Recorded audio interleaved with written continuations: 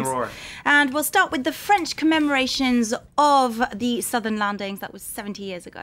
That's right, it came 10 weeks after D-Day 70 years ago, and it's been described as a sort of a pincer because with D-Day, the D-Day landings in Normandy and these landings in the south of France, it really squeezed the Nazi occupation. So what you have is the French Defence Ministry that decided today to live tweet those events as they happened 70 years ago. So you can see if you scroll down through those tweets that the key moments when paratroopers landed, for example, when the various troops and boats were arriving in the Mediterranean Sea, they are all accounted for in those tweets as they happened 70 years ago when Twitter didn't exist. So there you go, a little novel twist from the Defence Ministry. They also, on the front page of their website, you can see that this is part of a broader effort around the 70th anniversary commemorations to bring these events back to life. You can see all of the key dates in these various different graphics here. This, for example, 22nd, 23rd of August 1944, that was recounting one of the moments in this whole event, Liberation of France.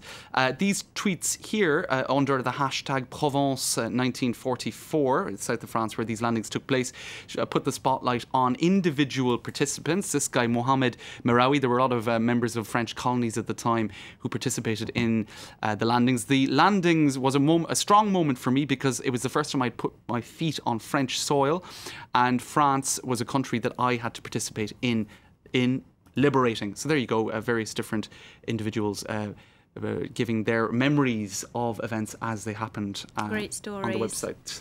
All right, let's move on to a totally different story now. And a Franco-Israeli hacker who's targeted several French media for their coverage of the Israel-Palestine conflict. That's right. You can see here a screen grab, Aurore, of a Radio France website that was hacked, and you can see that hacked by Ulkan. It says it up there around the top of the screen, and the Israeli flag. So what he's been doing is he's been targeting websites that he thinks are putting forth an image of the conflict that is not favourable to Israel. But what he's taken it one step further in the past week, he's actually targeted journalists specifically for example, in Rue 89, one journalist who had written a profile of the hacker, whose name is Gregory Shelley. He's Franco-Israeli. He goes by the name Ulkan. Ulkan then targeted the parents of this journalist. He got their phone number, rang them up and told them, pretending to be the police, saying that their son had died. Then, sometime later, he convinced the police that a murder had taken place in the apartment of the parents of this journalist, and they broke into the apartment. The police burst in at 4 in the morning, and the elderly father of this journalist, who was in poor health, actually had a heart attack a few days later. So the founder of the Rue 89 news website, Pierre Aski, is writing about this incident, saying that several police complaints have been made, but because he's not resident in France, it's very difficult to do anything about it. So a case of what appears to be hacking, which is relatively without consequence apart from the moment when the site is down, it now appears that it has actually had quite serious consequences. So that's one case of hacking and harassment that is concerning more than one French media at the moment. Libération as well, the left-leaning daily, has been affected by that.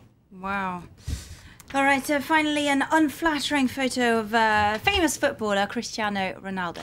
That's right. You can see here in the Real Madrid lineup that the over 6 foot tall, 1 m footballer, who's quite a tall individual, decided that he wasn't quite tall enough, Aurore, and he is on tiptoes there. I don't know if it's quite visible in this lineup, next to the French player Benzema, Karim Benzema, and clearly he wants to appear to be taller than Karim Benzema, even though I think they're probably around the same height. So you can see there that internet users have circled the offending tiptoe position, and it's apparently not the first time he's done it as well. He also did it previously with the Portuguese team, standing next to the goalkeeper, who was also on his tiptoes, so clearly there was some competition there. In any case, some French Twitter users have pointed out that former President Nicolas Sarkozy was also guilty of deceiving people about his height in lineups, such as this one with the Obamas. But I suppose, Carla Bruni, Michelle and Barack Obama, all quite tall individuals, so I actually have a little bit more compassion for Nicolas Sarkozy in this instance than for Cristiano Ronaldo, who at over 6 feet tall should really just stand on his own 2 feet. Both his feet. Thank you very much, James Cruden, for that. And that wraps up this edition. Do stay tuned to France 24.